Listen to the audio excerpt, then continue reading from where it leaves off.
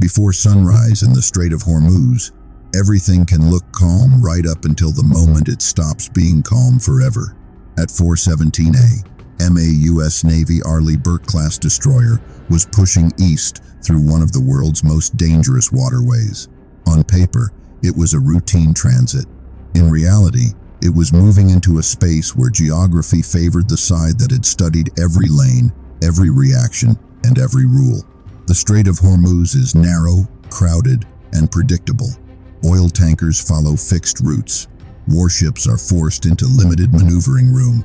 Surveillance assets can watch movement for hours and build a picture of what a captain is likely to do before the captain ever has to do it. That is what makes the Strait so valuable in peacetime and so dangerous in a crisis. It is not just a choke point for energy, it is a choke point for decisions. Iranian planners understood that better than most. They knew a modern destroyer was too heavily armed to be rushed head-on by one threat alone. So the answer was not a single attack. The answer was to create a sequence, force the ship to turn, fix its attention in one direction, make it commit to a rescue, then strike from several angles before supporting aircraft could arrive.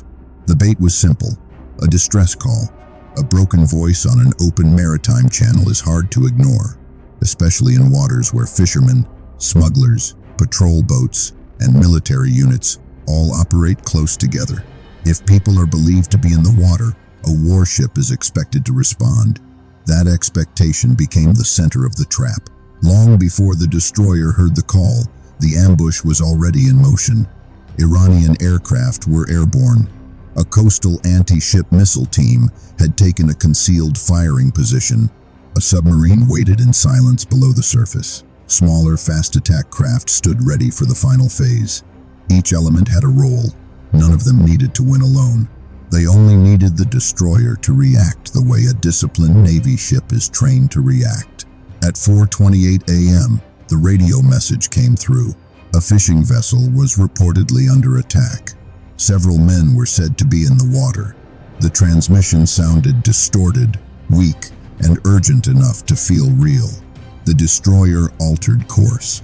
That change mattered more than speed. The ship was no longer simply transiting. It was now committing attention, sensors, and maneuver to a humanitarian response inside a pre-built kill area. For the officers in the Combat Information Center, the picture had changed instantly from navigation to uncertainty. 2 minutes later, the first clue appeared not on the horizon, but on the screens. Radar behavior from the north suggested fighter aircraft were no longer just present. They were preparing to engage. Moments after that, the electronic warning environment sharpened. Fire control signatures began to form. That was the point where suspicion ended. The ambush had started. The destroyer's crew moved the way trained crews do when there is no time for drama. Air defense operators began sorting tracks by threat priority. The bridge ordered aggressive maneuvering. Defensive launchers were armed. Close-in weapons shifted from standby to readiness. The flight detachment prepared the helicopter for immediate launch if the underwater picture turned active. Then the first missiles came. Air-launched weapons were fired from outside visual range, forcing the destroyer to defend against threats it could not see with the naked eye. The ship answered with layered interception. Long-range missiles were used to break the first attack before it could compress the fight. Some threats died far from the hull. Others made it closer. That is always the reality of missile defense. Success is measured in distance bought, seconds gained, and fragments kept out of the ship. The next wave came from shore. Anti-ship missiles launched off the coast and dropped low over the water, using speed and sea-skimming flight to reduce reaction time. The destroyer was now under pressure from multiple directions at once.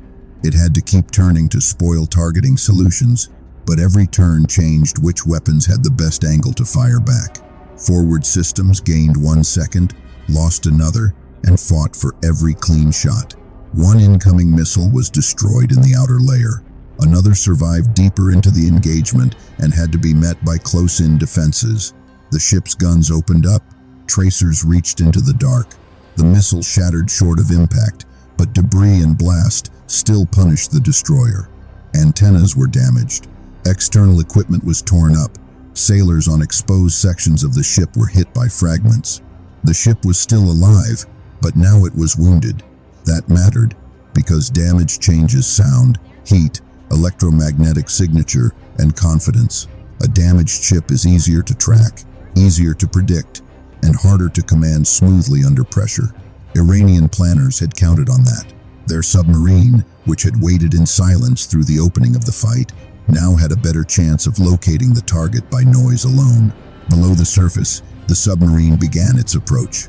Above the surface, the destroyer's helicopter lifted off from a deck made hazardous by smoke, foam, and scattered metal. Its mission was brutally clear: find the underwater threat before the underwater threat reached firing position. Sonobuoys went into the sea. Acoustic data began to build. The destroyer and helicopter were now working the same problem from different angles, trying to turn a vague underwater suspicion into a confirmed firing solution. They almost ran out of time. Torpedo warning came suddenly. There was no long, dramatic build. Once a wake-homing weapon is in the water at close range, the timeline becomes violent and short. The destroyer threw itself into evasive maneuver. Acoustic decoys were deployed. Compartments were sealed. Damage control teams braced for the possibility that the next sound they heard would be steel tearing open below the waterline. The helicopter got the final contact it needed and attacked. That changed everything beneath the surface. One of the incoming torpedoes was pulled off by deception. The other stayed dangerous, driving in toward the ship as the destroyer fought to outrun geometry and mechanical limits.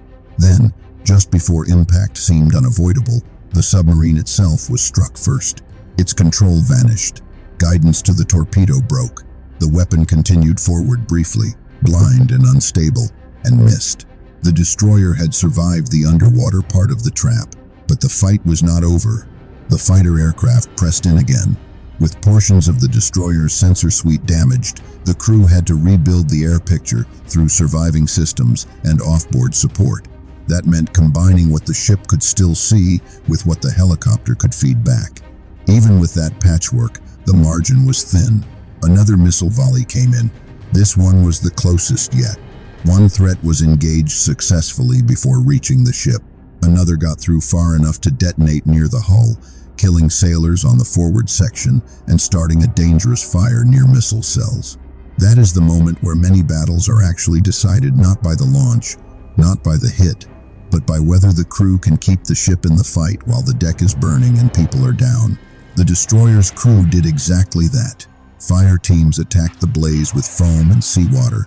Medical teams established casualty stations. Power was rerouted around damaged systems. Operators stayed on their consoles. The ship kept maneuvering. That discipline is easy to describe after the fact and hard to appreciate in the moment. Men were dead, others were bleeding, equipment was failing, and the crew still had to keep fighting as if the next 10 seconds would decide the entire night. Because they would. What the Iranian side did not fully understand was that the destroyer had not been as isolated as it appeared. U.S. naval aviation had already been moving in response to unusual activity in the region. Support aircraft had been watching from outside the immediate engagement area, building the broader picture the destroyer itself could not see.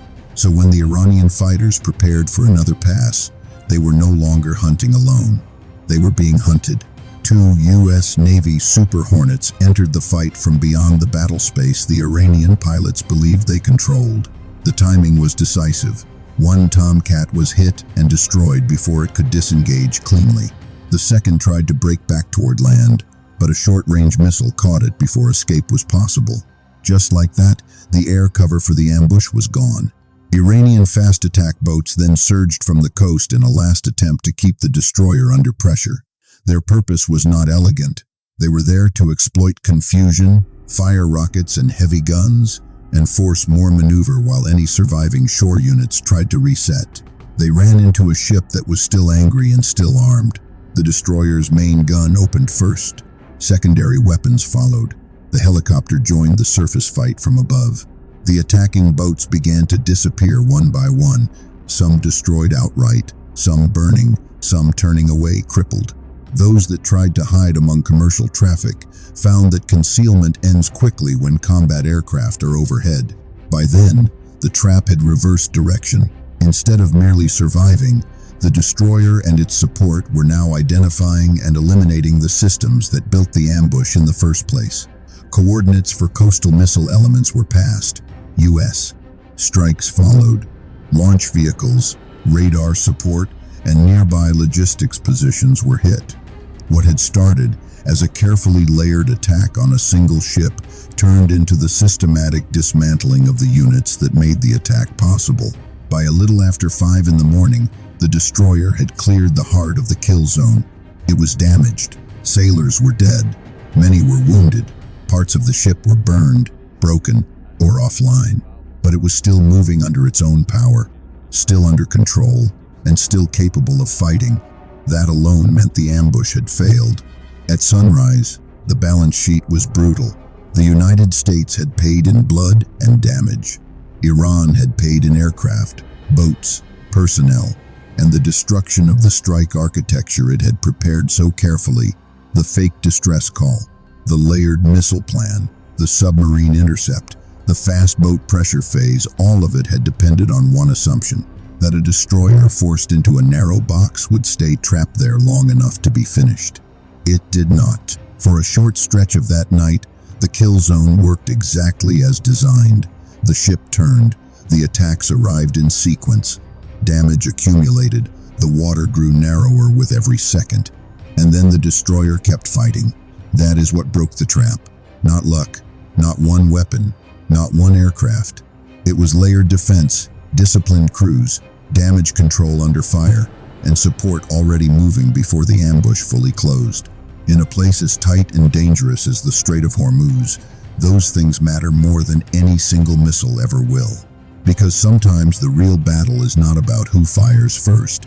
It is about who is still operational when the plan goes wrong.